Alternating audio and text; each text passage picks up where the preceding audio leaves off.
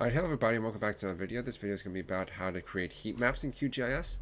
Now to create a heat map, you basically need a sort of multi-point sort of vector, as you can see right here. Now I already made this myself. I used I think 10 or 11 dots. But if you don't have one made yourself, you can just go to click on vector. You go to file name, let's go to test points. You can select geometry. You want it very important. It's very important to collect multi-point because this is what we want to use. And then we have the field ID integer. It's not going to be important. You just type it in once you select the point. And because we already have some points, I'm not going to click OK. If you didn't have points, you would just click OK, and then you'll be able to sort of right-click on. Well, actually, no, we'll do this in a second because this will create a new layer. So, for example, we'll just click OK. Oops. Let's rename this to test points 2. Let's click OK. And now we have a second layer called test points 2. It's not test points. So what we'll do, I'll just demonstrate how to create these points. Just click here, go to edit, toggle editing, make sure it's toggled. Then click here to add point feature. Then just click here once. It'll bring us our ID value. So it's currently null, so it's going to be 1. Maybe let's do a second one here, that's 2. And another one here, that's 3. And because we already have this layer, we already have a layer of test points I want to use, I'm just going to delete this point layer. Just going to remove the layer, discard. And obviously we're going to go here, we're going to go to test points, we'll go to properties. Under single symbol, you want to go down to heat map. And basically the color ramp here, it goes all the way from white to black in this particular color ramp. So if we click on apply, we can basically see that we have these sorts of blurred points, and you can see they're basically surrounded by these are 10 millimeter. Well, the radius is right here; it's 10 millimeters. So each point has a radius of 10 millimeters, and the closer they are, the darker the shade of the color. So, for example, this area is a little bit more darker than say this area, this area, this area. You can of course change it to say whatever radius you want. You can try 8 millimeters, and it just reduces radius a little bit.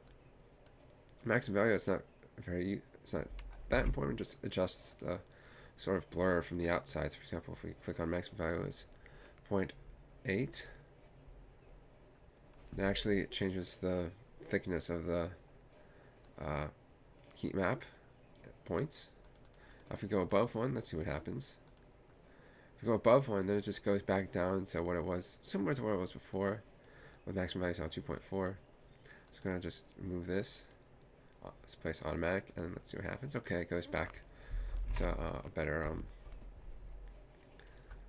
better sort of blur. Weight points by. Now, because we're using, well, you can weight these points. You can just basically weight points. You just give some sort of attribute, like for example ID. And you can set the ID to adjust the radius and blur of the points. We don't have any attribute tables here. We don't have any attributes here. So I'm not going to do that. There are some videos about that, and I might kind of make another video about weighting points in using a heat map. Finally, well, not finally, but one thing you can do is if you don't want to get out of the heat map section, is that you can just click on heat map. Go to something like single symbol. And we're under single symbol, we can just click apply.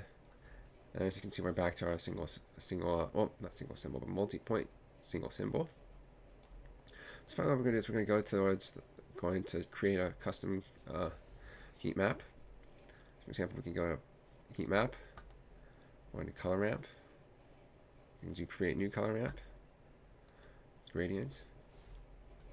And what we want to do is we want to make it sort of orangey red all the way at the end, so we're going to do this.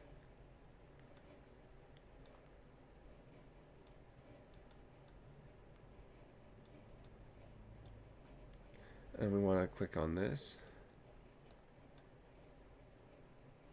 Hang on.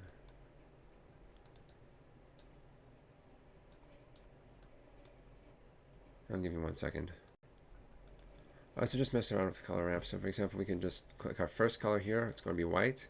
You generally want it to be white unless you want some sort of coloration to your background, like for example, some sort of, I don't know, specific map where you want a blue to be your first color and then all the way to red or green or something else your second color. So what I'm going to do is I'm just going to start off with white, which will be our least dense color, and then go all the way to this orange, which is our most dense color. So let's select OK. This creates our color map.